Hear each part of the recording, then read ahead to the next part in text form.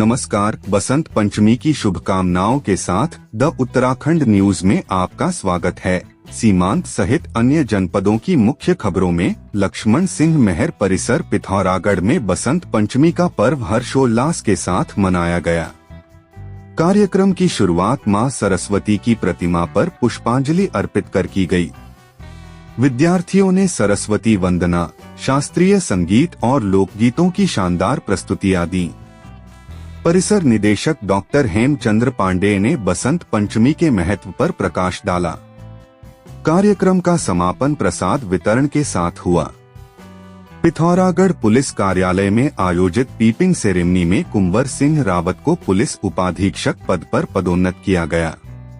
Police अधीक्षक रेखा यादव ने उनके कंधों पर स्टार लगाकर बधाई दी। इस मौके पर पुलिस उपाधीक्षक गोविंद बल्लभ जोशी, संजय पांडे समेत अन्य अधिकारी व कर्मचारी मौजूद रहे। राष्ट्रीय कैडेट कोर एनसीसी की सर्टिफिकेट परीक्षा सफलतापूर्वक संपन्न हुई। 80वीं उत्तराखंड एनसीसी वाहिनी के अधिकारी बीआर कोहली ने बताया कि कुल 1042 पंजीकृत कैडेट्स में से 950 ने परीक्षा दी, जबकि 92 गैरहाजिर रहे। परीक्षा 2 दिनों तक चली, जिसमें पहले दिन ड्रिल स्किल टेस्ट और साक्षात्कार हुए, जबकि दूसरे दिन लिखित परीक्षा आयोजित की गई। परीक्षा का संचालन 80वीं उत्तराखंड एनसीसी वाहिनी के commanding officer lieutenant colonel BS Tadagi की देखरेख में किया गया। पिथौरागढ़ के हरि सिंह थापा स्पोर्ट्स कॉलेज लेलू में चल रही 38वें राष्ट्रीय खेलों की बॉक्सिंग प्रतियोगिता में तीसरे दिन रोमांचक मुकाबले देखने को मिले। रविवार को पुरुष वर्ग में 14 और महिला वर्ग में 13 मुकाबले खेले गए, जिनमें उत्तराखंड के मुक्केबाजों ने दमदार प्रदर्शन किया। 51 किलोग्राम भार वर्ग में उत्तराखंड के दीपक कुमार ने अरुणाचल प्रदेश के हेलीतांड तारा को 4.1 से परास्त किया। वहीं 92 किलोग्राम भार वर्ग में उत्तराखंड के कपिल पोखरिया ने कर्नाटक के जगदीश्वरन जे को पहले ही राउंड में हरा दिया। ओलंपियन शिवा थापा, असम और हिमाचल के आशीष कुमार सहित अन्य राज्यों के खिलाड़ियों ने भी शानदार जीत दर्ज की। 50 किलोग्राम भार वर्ग में उत्तराखंड की निवेदिता कार्की ने मेघालय की सोनिया तमांग को 5.0 से हराकर अगले दौर में जगह बनाई। अन्य मुकाबलों में असम, दिल्ली और हिमाचल की महिला मुक्केबाजों ने भी दमदार प्रदर्शन किया। उत्तराखंड के मुक्केबाजों को स्थानीय दर्शकों का भरपूर समर्थन मिल रहा है। प्रतियोगिता देखने के लिए बड़ी संख्या में पहुंचे खेल प्रेमियों ने मेजबान टीम के खिलाड़ियों का हौसला बढ़ाया। इस अवसर पर भारतीय बॉक्सिंग महासंघ बीएफआई के महासचिव हेमंत कुमार, अति विशिष्ट जिला अधिकारी नवनीत चंपावत एवं पुलिस अधीक्षक अजय गणपति, पुलिस अधीक्षक रेखा यादव, प्रभागीय वन अधिकारी आशीष सिंह, मुख्य विकास अधिकारी डॉक्टर दीपक सैनी, खेल अधिकारी अनूप बिष्ट, बॉक्सिंग अध्यक्ष सभी को स्मृति चिन्ह देकर सम्मानित किया गया। और मुझे ये मैच जीत के अच्छा लगा, बट अभी मेरा जो मेन फोकस है वो गोल्ड का है, तो थैंक यू। सेवानिवृत्ति के बाद भी समाज सेवा की मिसाल पेश कर रहे कैप्टन गगन चंद रजवार, जो वर्तमान में श्री राम मूर्ति स्मारक हॉस्पिटल भोजीपुरा बरेली में chief security and surveillance officer के पद पर कार्यरत हैं। उन्होंने सेना में 32 वर्ष की सेवा के बाद भी सेवा भावना जारी रखी है। पिथौरागढ़ पूर्व सैनिक संगठन के उपाध्यक्ष मयूख भट्ट ने बताया कि कैप्टन रजवार अब तक हजारों लोगों को चिकित्सा सुविधा उपलब्ध करा चुके हैं और प्रतिदिन 100 से 150 जरूरतमंदों की मदद करते हैं।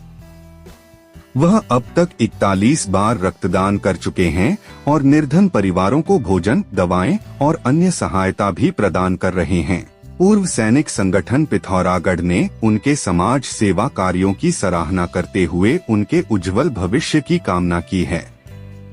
पिथौरागढ़ के टकाना स्थित घंटाघर में लगी घड़ी की घंटी की आवाज नहीं सुनाई देने से लोगों ने नाराजगी जाहिर की है। क्षेत्र के सामाजिक कार्यकर्ता जुगल किशोर पांडे ने कहा कि लाखों की लागत से बने घंटाघर में लगाई गई घड़ी की आवाज दूर दूर तक सुनाई देने से समय की सटीक जानकारी लोगों को मिल जाती है। पर कुछ दिनों से घड़ी की घंटी नहीं सुनाई देने से लोगों में मायूसी छाई हुई है। उन्होंने शीघ्र समस्या के निस्तारण की मांग की है।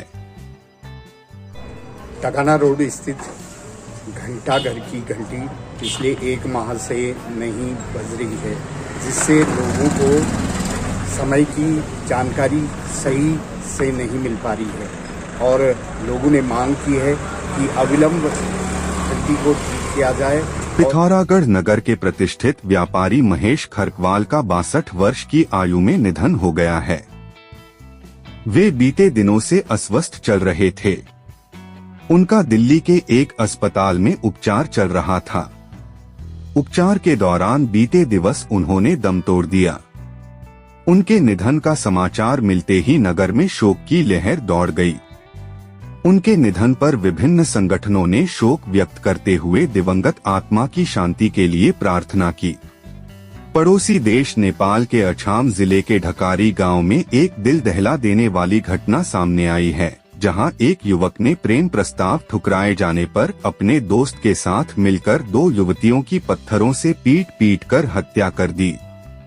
मिली जानकारी के अनुसार ढकारी गांव पालिका वार्ड नंबर 8 की रहने वाली सरस्वती खड़का और इशरा खड़का का वार्ड नंबर 3 के दीपेश और राजेश बूढ़ा के साथ पिछले कुछ महीनों से मोबाइल पर संपर्क था।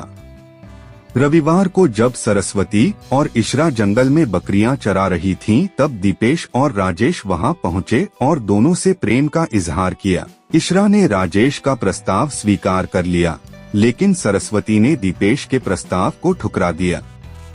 इससे दीपेश भड़क उठा और उसने सरस्वती पर बड़े पत्थरों से हमला कर उसकी हत्या कर दी। यह सब देख रही इशरा ने गांव जाकर घटना की जानकारी देने की धमकी दी, जिससे डरकर दीपेश ने इशरा पर भी पत्थरों से वार कर उसकी जान ले ली। घटना की सूचना मिलते ही नेपाल प्रहरी ने दोनों आरोपियों की तलाश शुरू कर दी।